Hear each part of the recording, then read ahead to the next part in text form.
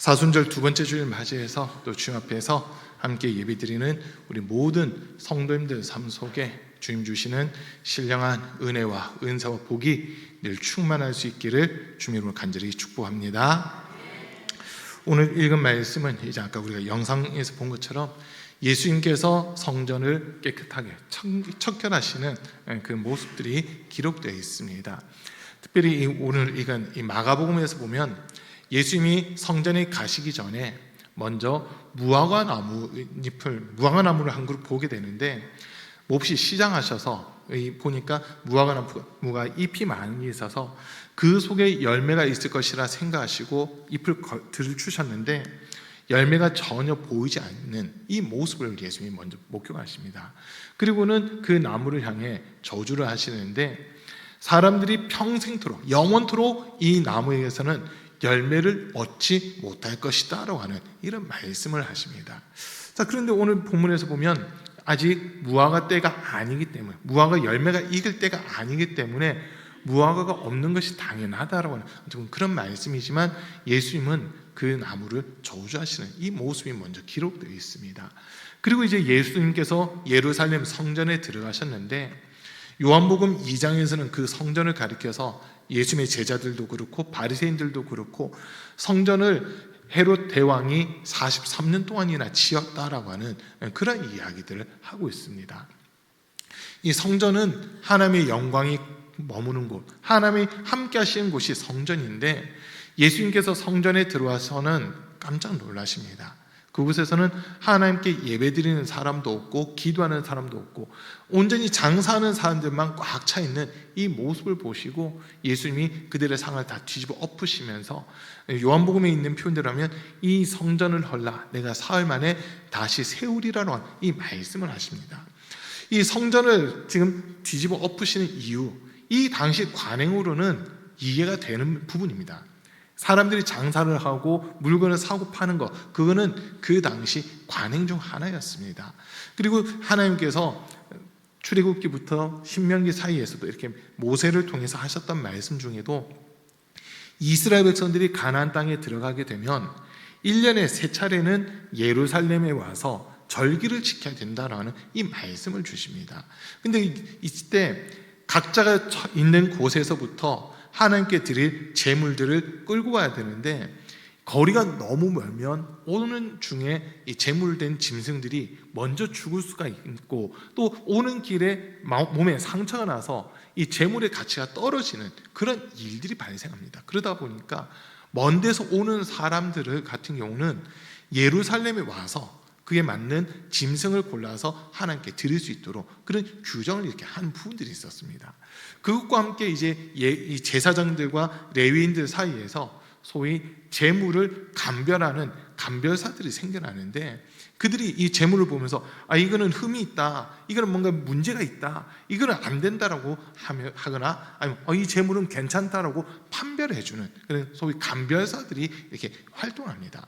오늘 이 성전에 장사하는 사람들이 어떻게 보면 제사장들과 레위인들에게 돈을 주어서 우리 짐승, 내가 가진 짐승을 제물로 올리게 해 주십시오라고 하면서 그 성전 안에서 장사하는 이런 일들이 많이 일어났던 겁니다. 그러니까 감별사들이 제대로 감별을 해주지 않고 이러다 보니까 이 장사하는 사람들이 파는 그 짐승들이 하나님 앞에 올려드리기에 부적절한 불합격인 그런 제물들, 흠이 있고 몸에 고름이 나고 피가 나고 뭔가 상처가 난 부정한 짐승들이 각 차 있는 또 이런 모습들도 있게 되는 겁니다.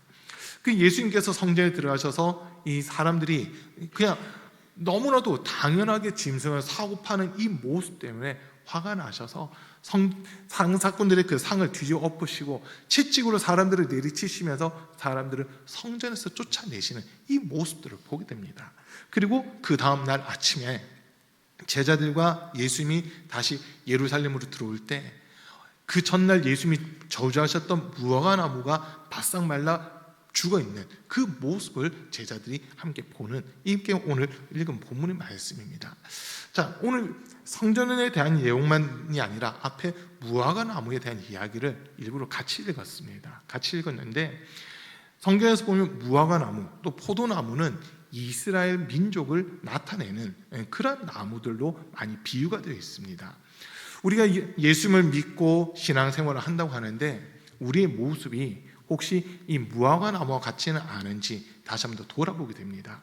잎이 무성하게 있다고 한 것은 이 무화과는 말 그대로 꽃이 없는 나무입니다. 꽃이 피지는 않지만 열매가 그냥 바로 맺힌다고 해서 무화과라고 이렇게 이야기를 하고 있습니다. 없을 무자에다가 꽃 화자 그리고 과일 나무 과자 이렇게 쓰는데 꽃이 피지 않는 열매를 맺는 나무, 이게 무화과라고 하는 뜻이거든요. 그런데 꽃은 피지 않지만 그 잎사귀로서 자신의 화려함을 들춰내는 그런 나무가 이 무화과이기도 합니다. 자, 무화과는 이 잎 뒤에 열매가 싹 숨어있는 이런 모습들인데 지금 예수님께서 무화과 나무 잎을 들추셨을 때 열매가 없는 이 모습 때문에 실망하고 계십니다. 자, 이게 지금 좀 전에 말씀드린 대로 이스라엘의 모습이라는 거예요. 이스라엘의 모습인데 하나님의 선민이다, 하나님의 택함을 받았다고 하는 이스라엘 백성들조차도 겉으로는 화려함을 가지고 있고 겉으로는 아름다움과 거룩함을 가지고 있었지만 그 속에는 주님이 찾으시는 열매가 단 하나도 있지 않는 지금 이런 모습들, 그게 이스라엘 백성들의 모습이었습니다. 자, 그런데 이게 단지 이스라엘 백성들에게만 적용될까라고 했을 때 그게 아니라 오늘 우리에게도 적용시킬 수 있는 말씀이라는 겁니다. 저와 여러분들이 신앙생활을 하고 교회를 다니고 예수님을 믿고 있는데 내 삶 속에 주님이 찾으시는 열매가 있었는가, 이걸 우리 먼저 살펴보셔야 되는 겁니다. 주님이 지금 요구하시는 것이 있어요. 다른 거 아닙니다. 분명 지금 아직 무화과의 철이 아니다라고 되어 있지만 무화과 때가 아니라 하더라도 열매 맺을 준비가 되어 있는지, 아니면 이게 지금 열매를 맺기 위해서 익어가기 전에 그래도 열매 모습이라도 조금이라도 이렇게 나타나고 있는지 좀 그것까지 지금 보신 건데, 이 무화과 나무에서는 열매를 맺을 준비가 전혀 되어 있지 않는 그런 모습 때문에 겉은 화려한데 그 속에는 주님이 찾으신 것이 아무것도 없는 이 모습으로 말미암아 주님이 실망하시고는 이 무화과 나무를 저주를 해버리신다라고 하는 겁니다. 자, 세례 요한이 예수님보다 먼저 회개하라, 천국이 가까이 왔다라고 하는 말씀을 전했습니다. 그때 유대인들에게 또 바리새인들에게 하는 이야기가 이미 도끼가 나무 뿌리에 놓였으니 열매 맺지 않는 나무마다 찍어서 불에 던질 것이다 라고 하는 이 이야기를 세례 요한이 합니다. 이스라엘 백성들이 들을 때는 상당히 두려운 말씀이었습니다. 도끼가 나무 뿌리에 놓였다, 찍어버릴 준비가 다 됐다, 심판대가 다 됐다라고 하는 이런 의미의 말씀이었습니다. 지금 예수님께서 이스라엘 백성들을 보실 때 그들 속에서 주님이 기뻐하시고 주님이 찾으시는 열매를 눈꽃만큼도 찾아볼 수 없는 지금 이런 모습들, 더 나아가 오늘 우리의 삶 속에서 우리의 삶 속에 주님이 찾으시는 열매가 있는지 없는지 이걸 우리는 항상 확인을 하셔야 되는 겁니다. 아멘. 주님께서 우리에게 정말 주고자 하신 게 있습니다. 영생입니다. 요한복음에서 보면 예수님이 하늘이 미랄이 땅이 떨어져 죽지 아니하면 하늘 그들이 있고 죽으면 많은 열매를 맺느니라고 하셨는데, 우리가 예수님을 믿는 자로서 정말 예수 그리스도의 생명을 내가 가지고 있느냐 그렇지 않느냐, 이거 항상 점검하셔야 되는 겁니다. 고린도후서 13장 5절에 있는 말씀을 보면 너희는 너희가 믿음 안에 있는지 스스로 시험하고 스스로 확증하라. 너희가 예수 그리스도께서 너희 안에 계시지 않는다면 너희는 이미 버려온 자다라고 하는 이런 말씀을 우리에게 주고 계십니다. 열매가 나타난다고 하는 것은 그 속에 씨가 있고 생명이 있기 때문에 열매가 나타나야 된다라고 하는 겁니다. 마태복음 13장에서 보면 예수님이 씨 뿌린 자의 비유를 말씀하십니다. 어떤 자가 농부가 밭에 나가서 씨를 뿌리는데 씨를 뿌릴 때 덜어는 길가에 떨어지고 덜어는 돌짝밭에 떨어지고 덜어는 가시덤불에 떨어지고 그리고 덜어는 좋은 땅에 떨어지게 됩니다. 길가에 떨어진 씨는 새들이 와서 쪼아 먹어버리므로 전혀 열매 맺지 못했습니다. 또 돌짝밭에 떨어진 씨도 싹은 났지만 뿌리를 깊게 내리지 못합니다. 돌짝밭, 자갈밭 이런 데서 햇빛을 받다 보니까 너무 뜨거워서 그만 타 죽어버리는 이런 모습들이 있었습니다. 자, 그리고 또 가시덤불에 떨어진 씨는 싹도 났습니다. 뿌리도 내렸습니다. 그런데 주변에 가시덤불로 말미암아 영양분을 다 뺏겨 버려 가지고 결국 열매를 맺지 못하는 이런 모습이 되고 맙니다. 그러나 좋은 땅에 떨어진 씨는 자라는데, 자라서 열매를 맺는데 혹은 30배, 혹은 60배, 혹은 100배의 결실을 거두는 이 말씀을 예수님이 하고 있습니다. 자, 씨는 생명이 있다고 한 겁니다. 생명이 있는데 그 생명력을 제대로 나타내지 못하면 그 어떤 것도 길가가 됐든 돌짝밭이 됐든 가시덤불이 됐든 열매 맺지 못하는 이런 모습들이 되고 맙니다. 주님은 지금 우리에게 열매를 요구하고 계십니다. 내가 너에게 생명 주지 않았느냐? 예수라고 하는 생명을 너에게 주지 않았느냐? 이 예수의 생명, 그 열매가 너에게서 왜 나타나지 않고 있느냐라고 하는 이 질문을 우리에게 하고 계시는 겁니다. 오늘 읽은 본문, 무화과 나무를 저주한 것과 성전에서 장사꾼들의 상을 뒤집어 엎으시면서 하실 말씀, 내 집은 만민이 기도하는 집이라 하였거늘 너희는 이곳을 강도의 구렬로 만들었도다라고 하는 이 말씀에 우리는 집중하셔야 됩니다. 이스라엘 백성들이 하나님이 요구하신 게 있습니다. 그게 뭐냐면 기도하는 곳이라는 거, 기도하라고 한 거, 이거를 요구하고 계시는 겁니다. 기도한다는 말은 바꿔서 얘기하면 하나님이 살아계신다는 것을 인정하는 행위가 우리의 기도로 나타나는 겁니다. 여러분, 우리 하나님이 살아계십니다. 하나님은 지금도 자기를 찾는 자들에게 상 주기를 원하고 계십니다. 우리가 주님을 찾는 방법, 그게 기도라고 하는 겁니다. 사람들이 겉으로 행위적으로는 주님을 찾고 있을지 몰라도 오늘 본문의 말씀에 의하면 사람들의 마음은 주님과 상관없이 그냥 몸만 왔다 갔다 하는 지금 이런 모습이 이스라엘 백성들의 모습이고 성전의 모습이었습니다. 이 성전에서 분명 하나님이 약속하셨습니다. 내가 너를 만나겠고, 내가 너를 만나겠고라고 약속하셨는데 이스라엘 백성들은 하나님 만나는 건 관심이 없습니다.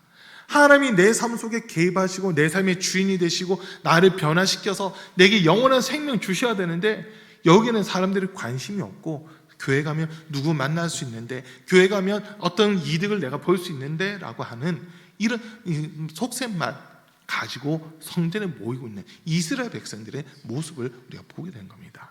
분명 주님께서는 우리에게 말씀하셨습니다. 요한복음 15장에서 너희가 내 안에 거하고 내 말이 너희 안에 거하면 무엇이든지 원하는 대로 구하라.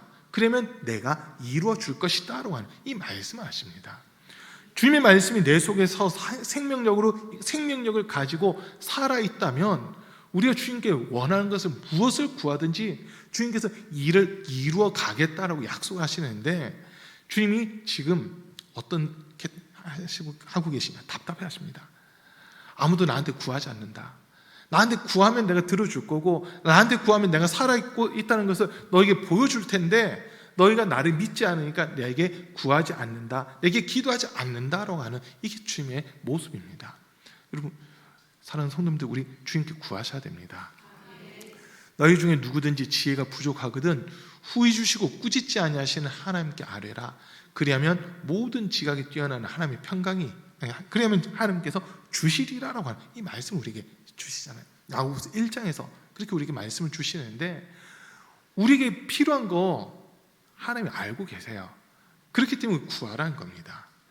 우리에게 필요하지 않는 거는 그건 너한테 필요 없어라고 하면서 하나님이 거절이라는 응답도 하시겠지만, 우리에게 반드시 있어야 될 거, 꼭 필요한 거라면 하나님이 주시겠다고 약속하셨습니다. 그런데 사람들이 기도하지 않는 이유는 이게 기도한다고 될까? 기도한다고 될까? 라고 하는 이 의심 때문에 하나님께 구하지 않는 이런 모습들이 나타난다고 한 겁니다. 지금 우리 주님이 열매를 찾으신다고 했잖아요.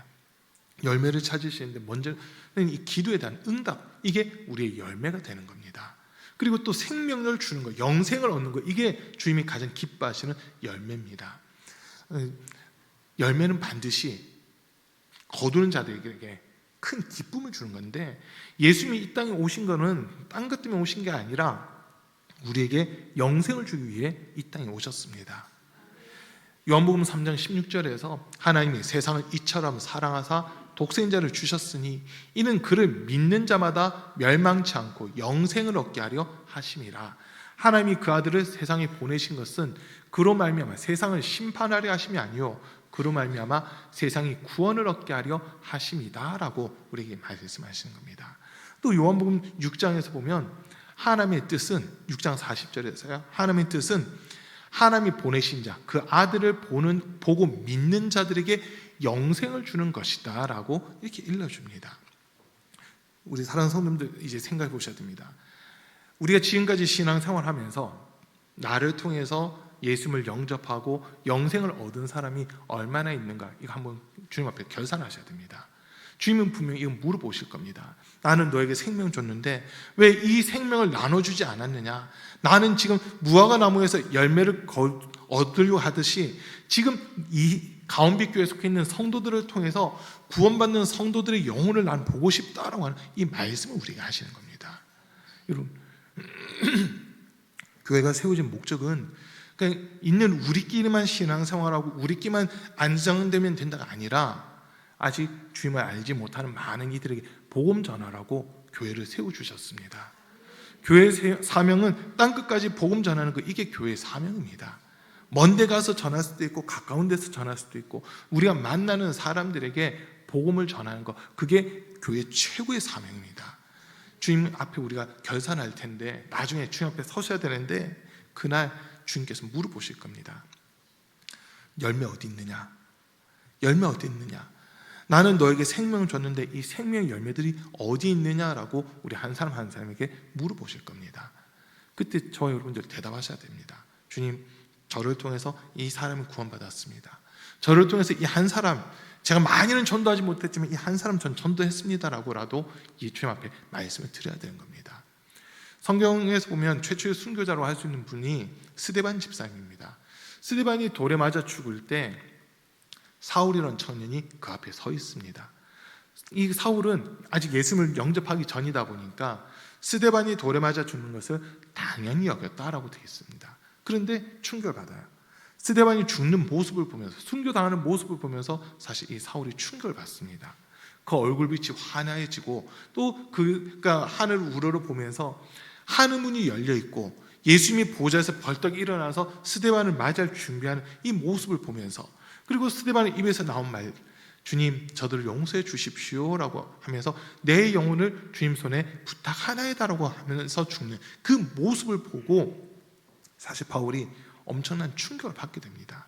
그 충격을 안고 다메섹이라는 곳으로 예수 믿는 자들을 잡으러 가는 길에 빛으로 오신 예수님을 만나면서 이 사도 바울이 뒤집어지고 그때부터 복음을 전하는 이방인의 사도로 세움받는 이 모습들이 있었습니다. 자, 베드로는 한번 설교했을 때 3,000명씩 5,000명씩 회개하고 돌아왔지만 스데반이 설교했을 때는 사람들이 오히려 분이 막 나면서 돌을 던져가지고 스데반을 죽였습니다. 결론 그 모습만 놓고 보면 스데반은 한 사람도 전도하지 못한 것 같고 실패자처럼 보였습니다. 그러나 스데반은 주님 앞에서 지금 이야기하고 있을 겁니다. 제가 죽을 때 사도 바울이 저의 죽는 모습을 보고 그 사도 바울의 마음을 주님이 움직여 주셔서 그가 결국 예수님을 전하는 자가 되지 않았습니까? 라고 스데반은 주님 앞에 얘기하고 있을 겁니다. 스데반을 통해서, 스데반은 어떻게 보면 그 자리에서 예수님을 믿게 하는 건 아니지만 자신의 그 죽는 모습을 통해서 바울이 예수님을 영접할 수 있는 그 기회를 만들었다고 하는 것, 요거는 우리가 인정할 수 있는 그런 부분이라는 겁니다. 주님 그런 열매까지도 지금 찾고 계신다는 거예요. 지금 당장 나를 통해 교회 왔냐 안 왔냐가 아니라 내가 나를 보면서 예수님 믿을 마음이라도 생겼느냐, 아니면 우리가 복음을 전하는 일을 했느냐, 지금 그거는 우리에게 물어보시겠다는 겁니다. 반드시 우리에게 예수 그리스도의 복음 안에는 생명력이 있는데, 이 히브리서 4장 12절 말씀에서 하나님의 말씀은 살았고 활력이 있어 좌우의 날에선 어떤 검보다도 예리하여 영과 혼과 및 관절과 골수를 찔러 쪼개기까지 하고 사람의 마음의 생각을 판단하고 감찰하신다라고 이렇게 말씀하십니다. 말씀이 들어가면 살아나게끔 되어 있습니다. 하나님의 말씀이 들어가면 생명력이 있는 그런 모습으로 우리가 변화되게끔 되어 있습니다. 그래서 우리 주님은 지금 이 말씀에 따른 이적과 표적과 능력들을 너희가 경험하고 있느냐, 이걸 지금 물어보고 계시는 겁니다. 이게 우리 삶 속에 나타나야 되는 열매라고 하는 겁니다. 자, 또 성전을 척결하시면서 예수님 하셨던 말씀, 내 집은 만민이 기도하는 집인데 너희는 이곳을 강도의 구렬로 만들었도다라고 하는 이 말씀에 우리는 집중하셔야 됩니다. 주님의 피로 값주고 세우신 곳입니다. 그러면 이곳에서는 피의 복음이 바르게 증거되고 예수님의 그 보혈 안에 있는 생명의 역사들이 나타나야만 되는 겁니다. 아멘. 우리 가운빛 교회, 이 교회 그냥 사람들이 세운 교회가 아닙니다. 예수님이 피로 값주고 세우신 교회입니다. 사도행전 20장 28절 말씀에 보면 에베소 교회 장로들에게 바울이 권면합니다. 여러분들은 여러분 자신과 하나님께서 여러분들에게 맡기신 양떼를 위하여 스스로 삼가하십시오. 하나님께서 자기 피로 값주고 세우신 교회에 여러분들을 감독자로 세우시고 치리하게 하셨습니다라고 하는 이 표현이 나옵니다. 거기서 우리는 분명하게 알 수 있는 게 뭐냐, 이 교회라고 하는 곳은 예수님의 피로 값주고 세운 곳이다라는 겁니다. 그러면 피의 복음이 계속해서 증거가 돼야 되는 겁니다. 이번 부흥의 주제도 예수 피밖에 없습니다라는 이 주제입니다. 예수 피밖에 없습니다라는 주제를 가지고 우리가 이번에 말씀을 듣게 될 텐데, 이 교회 사람들이 돈 주고 세운 게 아닙니다. 돈으로 세운 교회는 금방 무너집니다. 그러나 주님의 피로 값주고 세우셨기 때문에 음부의 권세가 이기지 못하고 음부의 권세가 감당할 수 없는 그런 곳이 이 교회가 된다고 한 겁니다. 그래서 교회는 생명력이 있고 또 생명력뿐만 아니라 반드시 주님이 찾으시는 의의 열매들이 나타나야 되는 곳이 이 교회라고 하는 곳입니다. 주님은 지금 한국 교회뿐만 아니라 전 세계 교회를 보고 계세요. 정말 주님의 마음에 드는 교회가 어디 있을까? 주님의 마음을 기쁘시게 하는 교회가 어디 있을까? 지금 그걸 찾고 계시는 겁니다. 바라기는 우리 가운빛 교회에 기도 소리가 그치지 않는 그런 교회가 되길 바랍니다. 우리 교회에서 함께 신앙생활하는 성도들이 기도할 때마다 응답받는 일들이 일어나길 축복합니다. 이 말 바꿔서 얘기하면 간증거리들이 많아지셔야 되는 겁니다. 하나님께서 내 삶 속에 개입하셨습니다. 하나님이 나를 구원해 주셨습니다. 하나님이 나와 함께 하십니다라고 하는 이 간증거리들이 우리 삶 속에 계속 흘러나와야 되는 겁니다. 이렇게 기도했더니 이런 응답을 주셨습니다. 주님께서 주신 말씀에 이렇게 순종했더니 주님께서 이런 일들을 이루어 주셨습니다. 이런 간증들이 많이 나와야 되는 겁니다. 근데 간증에 주의해야 되는 부분도 있습니다. 내가 했더니가 아니에요. 주님께서 이렇게 말씀하신 것에 순종을 했는데, 난 순종한 것밖에 없는데 결과는 주님이 이렇게 만들어 주셨습니다 하면서 주님이 행하신 일을 나타내야 되는 겁니다. 여러분, 우리 가운빛 교회는 살아있는 교회입니다. 생명력 있는 교회입니다. 그래서 이 교회를 누가 뭐라 하든지 우리 가운빛 교회는 주님 은혜 가운데 커가는 교회, 성장하는 교회, 부흥하는 교회라고 우리가 인정하고 고백을 해야 되는 겁니다.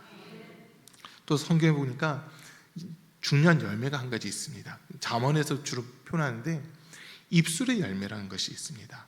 우리 입에서 나오는 그 열매인데, 하나님께서 아브라함에게 이런 말씀하세요. 내가 너를 복으로 삼겠다. 너를 통해 세계 모든 민족이 복을 받게 해주겠다. 너를 축복하는 자에게 내가 복을 줄 것이고 너를 저주하는 자에게는 내가 저주를 내릴 것이다 라고 하는 이 말씀을 하시면서 하나님이 아브라함을 부르십니다.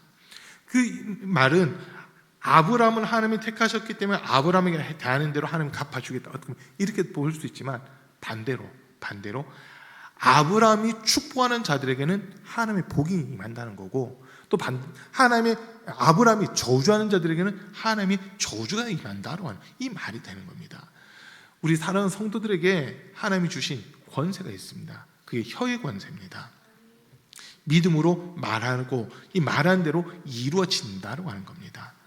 여러분, 그러면 이왕 말할 거 하나님께서 우리 삶 속에 개입하실 수 있도록, 하나님께서 우리의 삶 속에 은혜를 베푸실 수밖에 없도록 믿음의 말들을 하셔야 되는 겁니다. 나는 뭘 해도 안 돼요, 이런 말을 우리가 만약 한다고 해보십시오.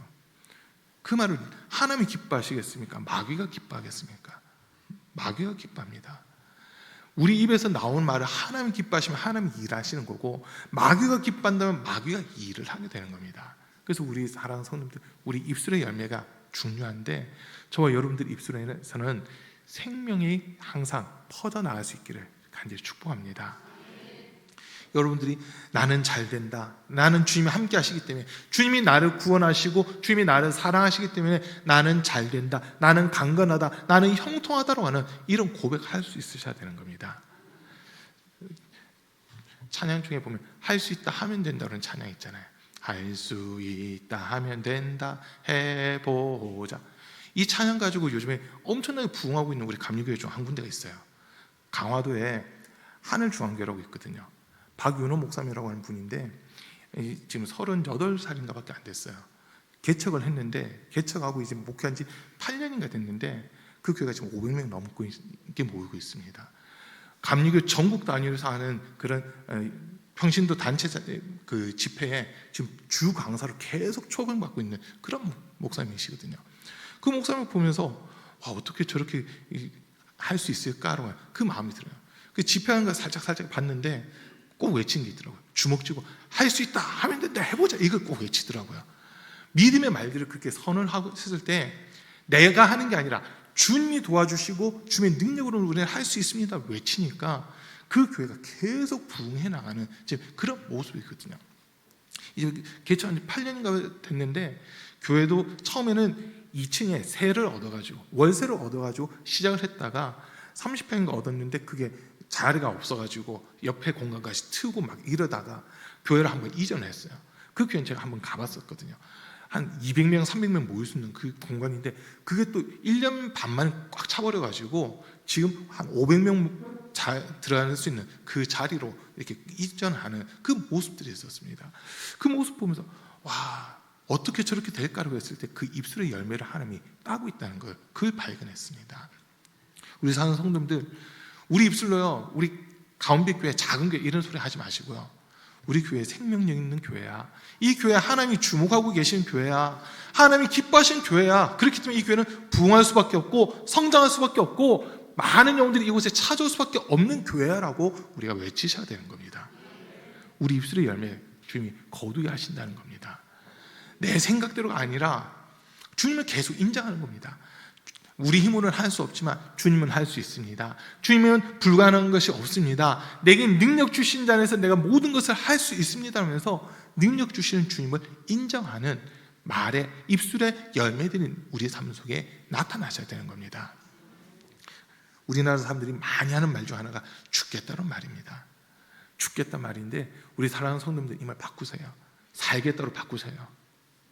아무도 살겠다 안 하십니까? 여러분, 우리의 말 살겠다로 바꾸십시오. 주님 안에서 생명력이 있다라고 말씀을 전하셔야 되는 겁니다. 우리 입에서 나오는 말을 하나님도 들으시지만 마귀도 듣고 있습니다. 민수기 14장에서 보면 12명의 정탐꾼들이 가나안 땅을 정탐한 이후에 보고를 하는데 여호수아와 갈렙은 하나님이 우리와 함께 하십니다. 저들의 공권력 무너졌습니다. 저들의 보호자 그들에게서 떠났습니다. 하나님이 함께 하시니까 두려워하지 말고 올라갑시다. 저들은 우리의 밥입니다라고 담대하게 외칩니다. 그러나 10명의 정탐꾼들 아닙니다. 못 올라갑니다. 적은 안악자손들이 있습니다. 키가 장대같이 큰 안악자손들이 있고 성막과 성루와 견관 망대가 서 있는데 또 훈련된 군사들이 있는데 우리는 그들을 이길 수 없습니다 라면서 부정적인 보고를 합니다. 이스라엘 백성들이 어떤 보고에 반응하느냐? 부정적인 보고에 반응을 하기 시작합니다. 손에 돌을 들고 모세, 아론, 여호수아, 갈렙 네 사람을 향해 돌을 던지려고 할 때 구름이 뭉게뭉게 피어오르면서 그 속에서 하나님의 말씀이 들리는데 오늘 내 귀에 들리는 대로 내가 시행하리라라고 하는 이 말씀을 하십니다. 우리는 가나안 땅에 들어갈 수 없습니다라고 하는 말에 반응했던 사람들, 그들에게 하신 말씀, 너희는 가나안 땅 못 들어간다라고 말씀해 버리십니다. 그러나 여호수아와 갈렙 끝까지 하나님을 인정하고 말로써 주님을 기쁘게 했던 여호수아와 갈렙만큼은 하나님께서 약속하십니다. 다른 사람들은 다 못 들어가더라도 여호수아와 갈렙 두 사람만큼은 그들의 말대로 가나안 땅에 들어갈 것이다라고 말씀하십니다. 우리 입에서 나온 말을 지금 하나님이 듣고 계시는 겁니다. 입술의 열매가 나타나는 겁니다. 지금 우리 주님은 우리 입술을 주목하고 계세요. 우리 입술에서 주님을 인정하는 말이 나오느냐, 주님을 인정하지 않는 말이 나오느냐, 그걸 보고 계신다라고 하는 겁니다. 우리가 예수 믿는 성도로서 또 예수님의 피로 말미암아 구원받은 백성으로서 당연히 하나님을 인정하는 그 믿음의 말들을 해야만 되는 겁니다. 근데 그 믿음의 말이 기도하지 않으면 안 나오더라고요. 우리가 기도하고 또 기도하다 보면 주님께서 믿음을 주세요. 말씀과 기도라고 하는 이 두 가지를 통해서 우리의 믿음이 온전하게 되는데, 기도하는 중에 주님께서 응답도 주시고 기도하는 중에 주님께서 성령의 충만함도 허락해 주시는 겁니다.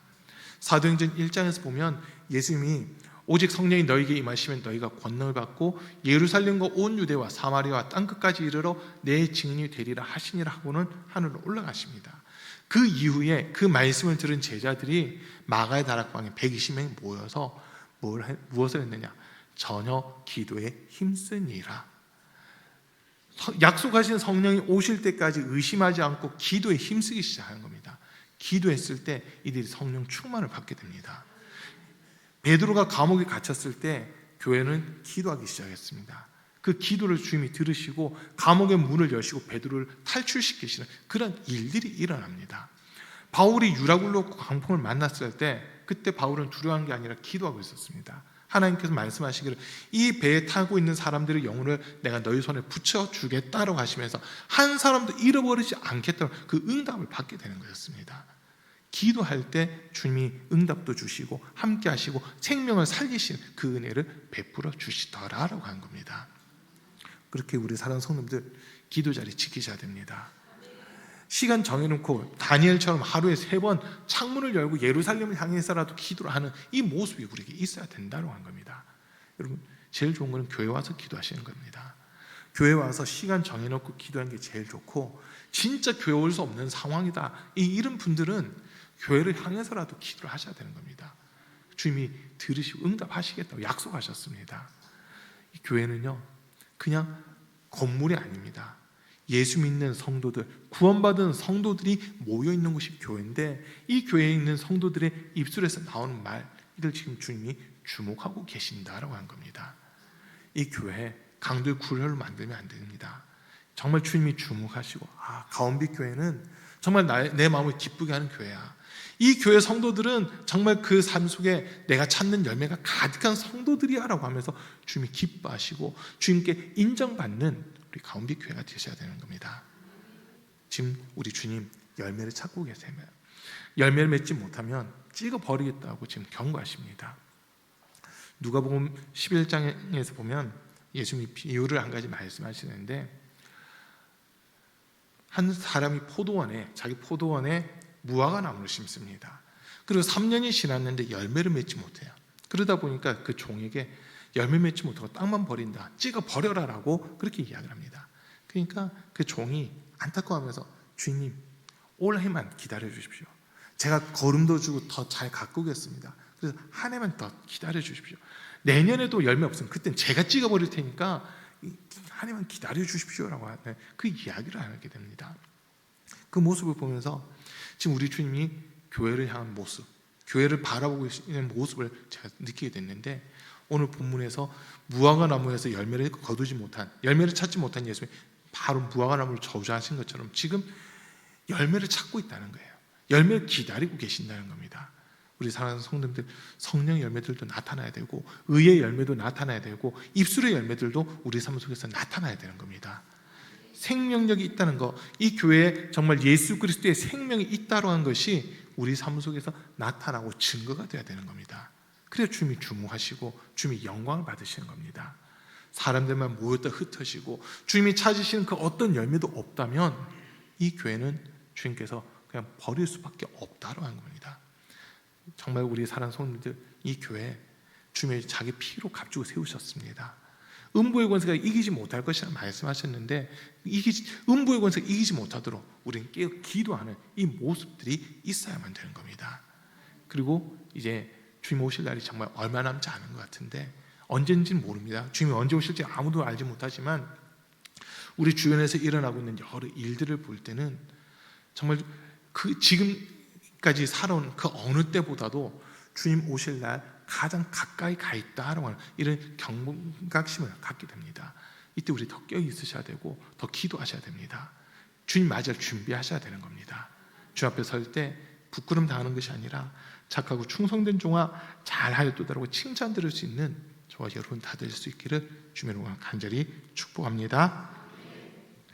우리 잠깐 기도하겠습니다. 오늘 말씀 들은 거 생각하시면서 주님, 내 삶 속에 열매 맺는 삶이 되게 도와주십시오. 정말 주님이 열매를 찾으시는데 열매 없는 무화과처럼 내 모습이 겉만 화려하고 정말 겉으로만 거룩한 척 했던 모습들은 용서하시고 주님이 기뻐하시고 주님 찾으시는 열매들 나타나게 해주십시오. 내 집은 만민이 기도하는 집이라 하셨는데 기도를 통해서 주님이 나와 함께 하시고 또 우리 교회와 함께 하시면서 정말 주님이 기뻐하시는 일들 감당해 나갈 수 있도록 주님 앞에 우리가 바르게 설 수 있도록 해달라고 우리 주여 3번 부르고 정말 기도하겠습니다. 주여